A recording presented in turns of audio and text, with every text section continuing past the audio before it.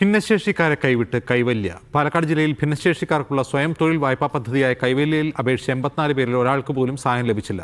സർക്കാർ പണം അനുവദിക്കാത്തതിനാലാണ് അപേക്ഷയിൽ തീരുമാനമെടുക്കാൻ കഴിയാത്തതെന്ന് ജില്ലാ എംപ്ലോയ്മെന്റ് ഓഫീസിലെ ഉദ്യോഗസ്ഥർ പറയുന്നു.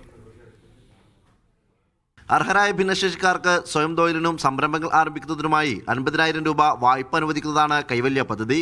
ഈ പദ്ധതിയിൽ 2025 ജനുവരി 1 മുതൽ ഇതുവരെ ആകെ 84 പേരാണ് പാലക്കാട് ജില്ലയിൽ നിന്നും അപേക്ഷിച്ചത്. ഒരാൾക്ക് പോലും തുക അനുവദിച്ചിട്ടില്ല.